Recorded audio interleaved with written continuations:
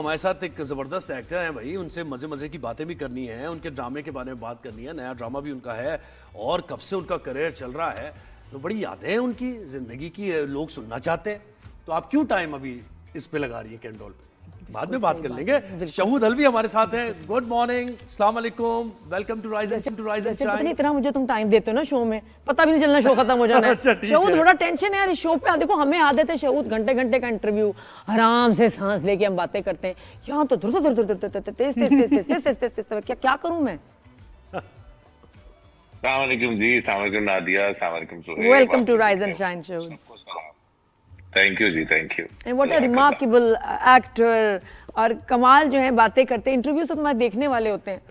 मतलब इतना जबरदस्त बोलते हो, इतने बोल्डली, बड़े पॉजिटिव एनर्जी है सच्चाई ना के आपके साथ। फेस पे ही, जो है ना, बड़ी पॉजिटिविटी है। शहूद भाई जी तो शहूद अब बताएं हम शुरू कहाँ से करें? बहुत सारी बातें हैं, स्टार्ट शुरू से करें। जमीन से शुरू करते हैं, आसमान तक चलते हैं। हाँ, कुछ ब्रेक के बाद अभी ये जो जमीन पे ही रहते हैं, क्योंकि मैं जमीन का ही आदमी हूँ, तो जमीन पे ही रहना पड़ेगा। Very good, very good. हाँ, तो ये जो अभी ड्रामा अभी चल रहा है आपका, कुछ ब्रेक के बाद इसमें आप नजर आए, मैं जमीन तू आसमान, कैसा एक्सपीरियंस रहा? बहुत अच्छा एक्सपीरियंस था, स्क्रिप्ट बहुत अच्छा था। सबसे मजे की बात यह कि कुछ जगहों पे जहाँ हमें थोड़ा इख्तलाफ भी हो जाता है एज एन एक्टर, हम डायरेक्टर से बात भी करते हैं कि यार ये सीन जरा ऐसे नहीं ऐसे। तो जब उसको ऑन एयर देखा तो मुझे लगता है ये क्रेडिट डायरेक्टर को जाता है कि उसने उसकी शक्ल, उसकी हैयत, चूंकि हमने सुना था कि ड्रामा एडिटिंग पे बनता है और फिर हमने सारी जिंदगी यही एक्सपीरियंस होते देखा है, तो मुझे लगा कि वो डायरेक्टर का बड़ा कमाल था उस प्ले में। लेकिन द फैक्ट कि शुरू में इसको क्रिटिसिज्म बड़ी मिली कि जी ये इश्क मुर्शिद की जो बिल्कुल कॉपी सीन बाय सीन लग रही है, वो बाद में जाके बदल गया, या यू ऑल्सो अग्री कि शुरू में लग रहा था बहुत सिमिलर? देखिए, यही मेरा पॉइंट है। मैंने उसको यही कहा कि बहुत सारी चीजें ऐसी हैं जो ऑलरेडी हम देख चुके हैं या टीवी पे लोग देख चुके हैं, और कुछ उससे मिलती जुलती चीजें हैं। तो उसने कहा कि जी शोध भाई, मुझे भी ऐसा ही लग रहा है, लेकिन मुझे लगता है कि एडिटिंग में कुछ बेहतर हम इसको बना लेंगे। अभी तो हम उसकी तरतीब वैसे ही रखते हैं जैसी राइटर ने लिख दी है, ये ना हो कि कहीं शुरू का काम चेंज करें तो बाद में कहानी में फर्क पड़े। तो और नो डाउट जब वो ऑन एयर गया तो मुझे यकीनन बहुत यकसानियत कुछ चीजों में होने के बावजूद भी कहानी ने अपना जोर नहीं छोड़ा। तो मुझे लगा कि अच्छा और पहला एपिसोड बहुत पावरफुल था, बहुत जबरदस्त शूट हुआ था। जो उसके जेल के सीन्स और वो सड़क पे बारिश सारा आपका सारा बड़ा खूबसूरत शूट हुआ था। लेकिन हैविंग सेड दैट, मुझे अपना हीरो जो है अपने बाप को मामा क्यों कहता है? ये उनकी ख्वाहिश थी या राइटर किसकी ख्वाहिश थी?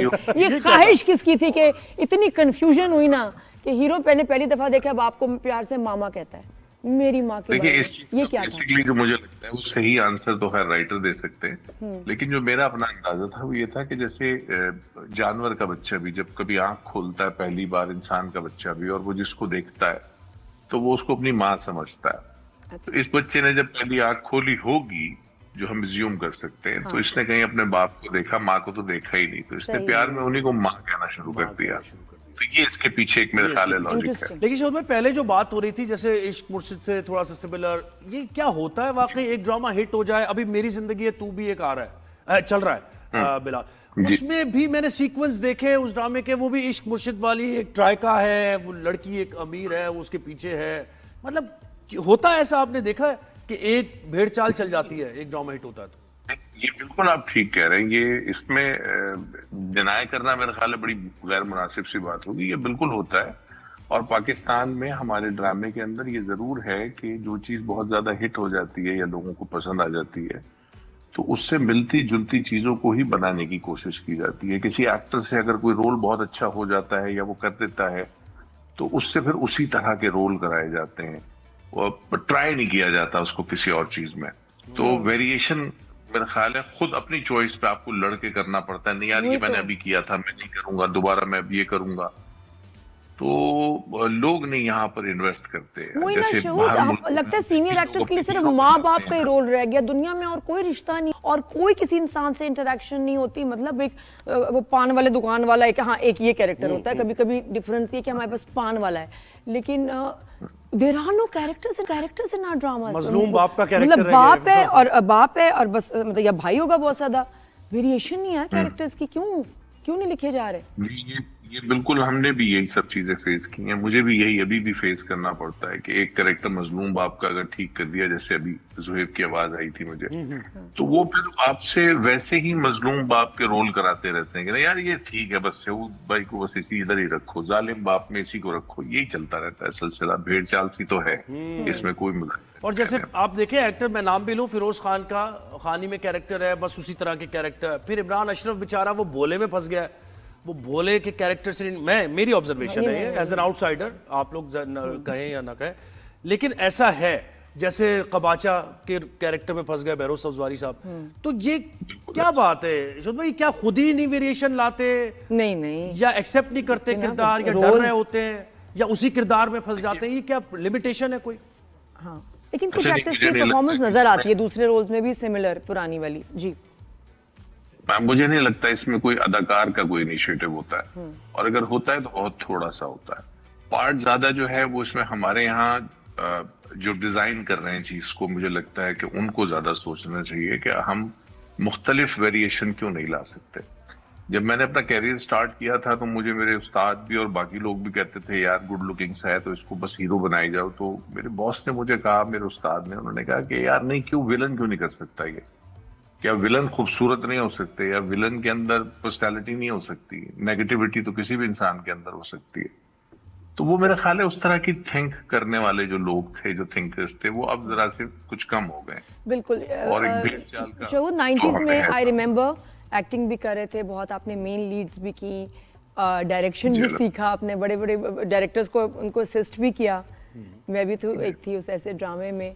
तो टेल मी कि 90s का टाइम और अभी कितना मुश्किल था बैक देन द हीरो, और आपको लगता है कि कोई उस वक्त ऐसी सियासत भी होती थी कि जिसकी वजह से आपको लगता था कि आपको मतलब मुश्किल पेश आ रही है काम करने में, सस्टेन करने में, और अब कितना नादिया, मैं सच्ची बात बताऊं आपको, मुझे जिंदगी में कभी इस काम में, अपने साथियों में, अपने दोस्तों में, अपने कोलीग्स में, मुझे सियासत नहीं फील हुई। बल्कि जितने भी लोग साथ रहे हैं, देखिए छोटी मोटी अनबन हो जाना, उसको मैं पॉलिटिक्स या इस तरफ नहीं लेके जाता। मुझे लगता है कि बहुत नेचुरल है। मुख्तलिफ मिजाज के लोग जब एक साथ बैठते हैं, काम करते हैं, तो कुछ चीजों पे आर्ग्यूमेंट हो जाता है, और ये इतना कुछ सोचने वाली बात नहीं। उस वक्त बेहतर टाइम था या अब अच्छा बेहतर टाइम है ज्यादा, आपको लगता है प्रोफेशनल? देखिए मुख्तलिफ चीजों पे वेरी करता है। जैसे अब अच्छा टाइम है कि काम अच्छा हो रहा है, बहुत सारा हो रहा है, लेकिन ये है कि इसमें कुछ ना कुछ खामियों की गुंजाइश ज्यादा है क्योंकि ज्यादा काम हो रहा है। उस वक्त बहुत जरा लिमिटेड काम होता था और उस पर बहुत सोच विचार होके होता था। लेकिन शूटिंग पॉइंट ऑफ व्यू से अगर हम देखें तो आज हमें शूटिंग करने में बहुत मजा आता है क्योंकि नई टेक्निक्स आ गई हैं, नए कैमरे हैं। उस वक्त जरा हम पुराने तरीके से काम कर रहे होते थे, तो वेरी करता है। दोनों वक्त का अलग अलग मजा था। अच्छा, और मुझे बताएं ये नेपोटिज्म का जो लगता है, और जिसका कोई फील्ड में हो, वालिद हो या फिर कोई फैमिली मेंबर हो, तो हमेशा उसको जज किया जाता है कि भाई ये तो पर्ची है, इसको तो मौका मिल गया। अभी नुमान इजाज भी बहुत ज्यादा गुस्से में थे और उन्होंने वीडियो भी डाली। उन्होंने कहा मेरे खिलाफ नफरत आपको इतनी, मैं इतना काम कर लिया है, फिर मेरे बेटे से वो नफरत आप निकाल रहे हैं। तो यशोद भाई, आपको क्या लगता है कि अपने बच्चों को आप ये कहेंगे यार कोई और फील्ड चूज कर लो, ये फील्ड सही नहीं है? नहीं, देखें, ये तो मैं कह ही नहीं सकता। इस फील्ड ने मुझे जो कुछ अता किया है, अल्लाह ने मुझे इसके जरिए ही अता किया है, तो मैं तो बड़ा एहसानमंद हूँ अपने परवरदिगार का भी और इस काम का भी, और इस काम में मौजूद हर आदमी का।